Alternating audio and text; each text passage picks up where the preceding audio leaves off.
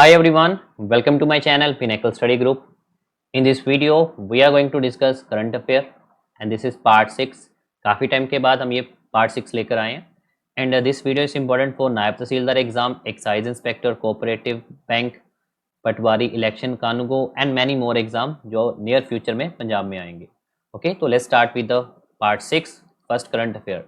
The first is Pakistan army. तो Pakistan army ने successfully test किया है the test fires Babur cruise missile. देखिए हमारे इंडिया में भी क्रूज मिसाइल्स हैं. क्लियर, अग्नि 5. क्लियर, अग्नि 5 ये क्रूज मिसाइल है, बड़ी इंपॉर्टेंट. तो similarly Pakistan army successfully test fire Babar cruise missile. The Pakistan army conducted a successful test firing of the short range surface to surface ballistic missile Babar on February 11, 2021 and this test was third missile test carried out over the past 3 weeks. The Babar cruise missile IA was successfully from the multi-tube missile launch vehicle and this missile is capable of hitting land and sea target. Okay, तो यहाँ पर ये याद रखना आपको, hitting land and sea target with a high precision, मतलब ये काफ़ी accurate है, up to the 450 kilometer away. Clear, तो 450 kilometer away and capable of hitting land plus sea target. Earlier, the Pakistan Army conducted successful test of the surface to surface ballistic missile Shaheen 3 in the January 2021. तो एक तो आपने याद रखना है Shaheen 3, ये भी आपकी ballistic missile surface to surface, और उसके एंड फिर बाबर भी है and one more, and it is followed by the training launch of the nuclear capable ballistic missile Ghaznavi in February 2021. तो पाकिस्तान आप देखिए कि जनवरी से लेकर फरवरी तक इन्होंने काफ़ी मिसाइल्स टेस्ट किए हैं, ऑल आर क्रूज मिसाइल्स. तो पाकिस्तान के प्रेसिडेंट का नाम है आरिफ अलवी और वहाँ के प्राइम मिनिस्टर का नाम है इमरान खान. क्लियर, तो अब हमने 3 चीज़ें याद रखनी यहाँ पर. एक तो first Babar missile, okay, then Shaheen 3 and Ghaznavi. Next है एक्टर प्रियंका चोपड़ा जॉन्स, जिसका मेमोयर नेम रिसेंटली लॉन्च किया गया है, okay, unfinished. So actor producer Priyanka Chopra Jonas officially turned an author with the release of her first book, जिसका नाम है unfinished. That is a memoir which she described as a honest, raw and vulnerable.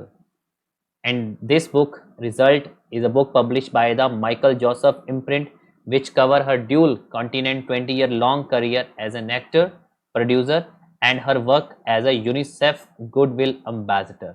Clear, तो उसका proper mention किया गया वो unfinished. तो Priyanka Chopra John, जिसमें उसमें बताया गया कि actor, producer and UNICEF goodwill ambassador.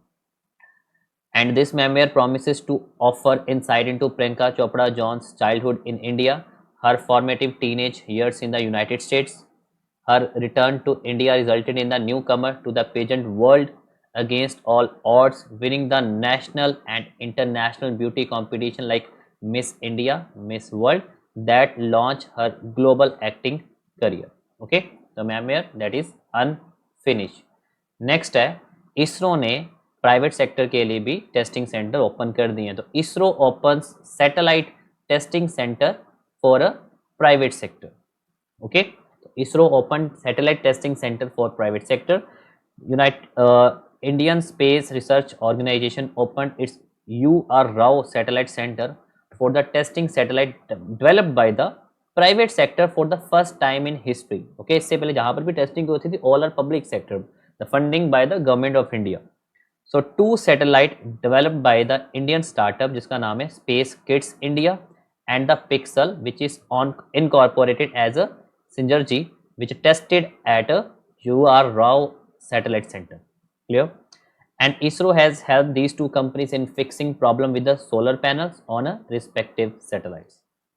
So far in its history, the space agency has only taken help in manufacturing and the fabrication of the various parts of satellite and the rockets from Indian industries, and both these companies will also test their engines at Shri Harikota Space Center, जहाँ से ये सारे launching होती है आंध्र प्रदेश में, and the Thiruvananthapuram rocket centre in coming days.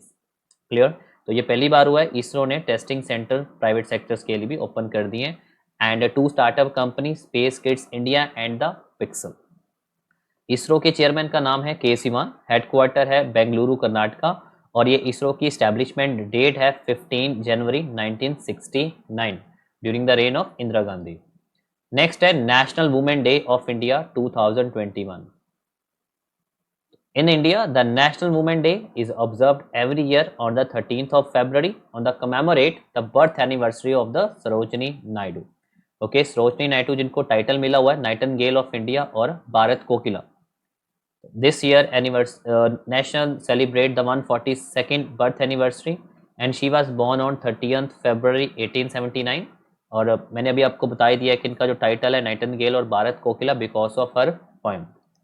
And ये हमारे INC की फर्स्ट इंडियन वुमेन प्रेसिडेंट थी। ओके, और फर्स्ट वुमेन गवर्नर भी थी यूनाइटेड प्रोविंसेस। आज तो यूपी है, तब यूनाइटेड प्रोविंस था।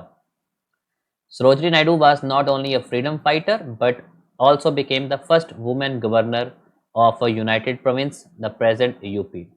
She was one of the forefront leader who led the civil disobedience movement 1930 में CDM and Quit India movement 1942। She was important figure in Indian struggle for independence from a colonial rule। Clear? तो 30th फरवरी को हर साल national women day celebrate किया जाता because of the commemoration of the birth anniversary of Sarojini Naidu. Next है new development bank NDB, जो BRICS bank, जो BRICS Nations हैं उनके द्वारा बनाया गया बैंक था। Commit $100 million in NIIF fund of the funds. So new development bank has committed to invest United States $100 million, that is approximate 727 crore into the National Investment Infrastructure Fund of the funds with okay. तो ये BRICS bank के अंदर आते हैं। तो BRICS जो Nations हैं उनके द्वारा ये बनाया गया बैंक था। तो 5 कंट्रीज ये आप देख सकते हो। With NDB investment, the total commitment secured by the fund of funds to reach 8 million, that is approximate 5,820 crore, and this investment marks NDB first equity investment into India, which its first ever investment into the fund of the funds। Currently, Government of India, Asian Development Bank and Asian Infrastructure Investment Bank। तो currently Government of India, AIIB and ADB are the investors of a fund of the funds, and now NDB has joined this group, and the FOF was established in 2018 with the objective, तो इसका objective क्या था fund of funds का, of providing homegrown Indian private equity fund manager access to an Indian focused institutional investors that operate at a scale। Clear? Now NIIFL managing director और chief executive officer है Sujoy Bose, headquarter है Mumbai Maharashtra. NDB जो national development bank है या new development bank की बात करें, okay, the chairperson of the board of governor is Anton Siluanov, ये रशिया से हैं, और इसका जो न्यू डेवलपमेंट बैंक का हेडक्वार्टर है वो है शंघाई चाइना में। Clear? New development bank that is NDB, एक तो इसका हेडक्वार्टर याद रखना है चाइना, और उनके जो चेयरपर्सन है, जो बोर्ड ऑफ गवर्नर के चेयरपर्सन, उनका नाम है एंटोन सिलुनोव। ओके, और ये कहाँ से है? रशिया से। नेक्स्ट है यूएई होप, ये मार्स ऑर्बिटल मिशन उनका सक्सेसफुली एंटर हो गया उनके आउटस्कर्ट्स पे। तो United Arab Emirates has put a prop called Hope, जो मार्स मिशन उन्होंने भेजा था जिसका नाम है Hope. And UAE has become the 5th country to launch the spacecraft into orbit of Mars, क्योंकि इससे पहले इंडिया का भी जा चुका है। सबसे पहले यूनाइटेड स्टेट्स का था, फिर Soviet Union, then Europe, then India. And with the launch of spacecraft in orbit, UAE scientist now the study of planet atmosphere. Okay, तो इंडिया ने मार्स ऑर्बिटल मिशन भेजा था। इंडिया का मिशन का नाम था मॉम, और यूएई का मिशन का नाम है hope. Clear? Next, and the space mission will carry the study on daily and seasonal weather cycles, weather events such as dust storm in the lower atmosphere, and it will study how weather varies in the different region on the Mars planet, जिसको red planet भी कहते हैं।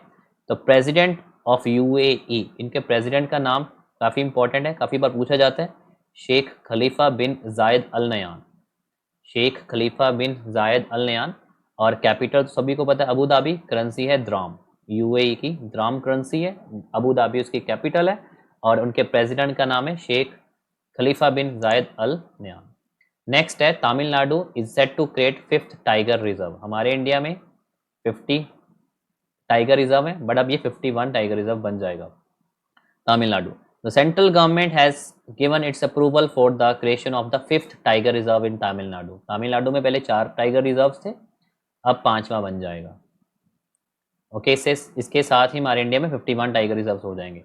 सो that will encompass the Meghamalai and the Shri Villiputtur grizzled squirrel wild life sanctuary, and it will be the 51st tiger sanctuary of India. Okay, तो जिसमें आएगा Meghamalai and the Shri Villiputtur, and the Shri Villiputhur Meghamalai Tiger Reserve will span the forest of Meghamalai Wildlife Sanctuary and the Shri Villiputhur Grizzled Squirrel Wildlife Sanctuary spread across the district of Theni, Virudunagar and the Madurai. And this is a 1 lakh hectare area, home of the range of mammals, bird species and more than dozen tigers. And forest official have noticed 14 tiger regularly both the wildlife sanctuary. Tamil Nadu की capital है Chennai. Okay, Tamil Nadu के CM अब change हो गए हैं। Okay, अब है Stalin. अब ये यहाँ पर चीफ मिनिस्टर का नाम E.K. पलानीस्वामी है, अब वहाँ के नए सीएम बन गए हैं Stalin. Okay, you can correct, यहाँ पर स्टैलिन आएगा।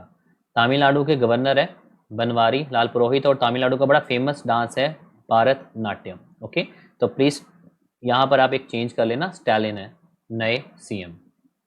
नेक्स्ट है Mohammad Ansari, the former vice president of India. उन्होंने एक बुक लिखी है by many a happy accident that is a recollection of a life, authored by Mohammad Hamid Ansari.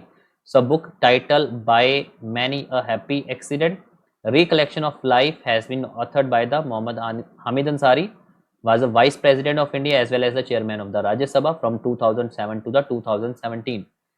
एक हमारे एस राधा कृष्णन और एक मोहम्मद हामिद अंसारी, तो ये ही दो ऐसे वाइस प्रेसिडेंट हैं जो कंसेक्यूटिव 2 बार बने हैं। Okay, a former diplomat, he served as ambassador to the UAE, Afghanistan, Iran and different states. बस आपने ये याद रखना है। The book is account of the life of unplanned happening that took Mohammad Ansari away from his pre-feared fancy of the academy to the professional diplomacy. So none of his predecessor except Dr. S. Radhakrishnan has expired, okay, experienced this honor. Clear? जो मैंने आपको बता दिया हुआ है यहाँ पर जो सेकंड टर्म मिला था, तो एक एस राधाकृष्णन और एक डॉक्टर हामिद अंसारी, मोहम्मद हामिद अंसारी। नेक्स्ट है Mario ड्रागी, he become Prime Minister of Italy.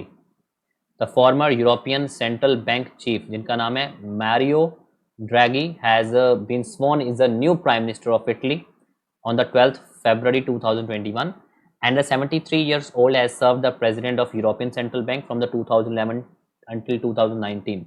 So he replaced Giuseppe Conte, who resigned recently after losing the majority support from his coalition government over the handling of the corona pandemic. तो corona virus का pandemic से उन्होंने majority support नहीं मिला, तो उनको फिर resign करना पड़ा Giuseppe Conte को, and now the new prime minister is a Mario Draghi of Italy, and Italy goes again it's the 67th government since world war 2।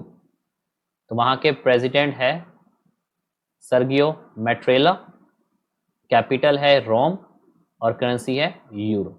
Okay, सो ये था हमारा current affair part number 6। Clear? तो मैं फिर से बता रहा हूँ, काफ़ी टाइम के बाद ये वीडियो लेकर आए हैं। अब इन न्यूर फ्यूचर हम और भी वीडियोस लेकर आएंगे। So kindly subscribe this channel, share my video. Okay, thank you and take care.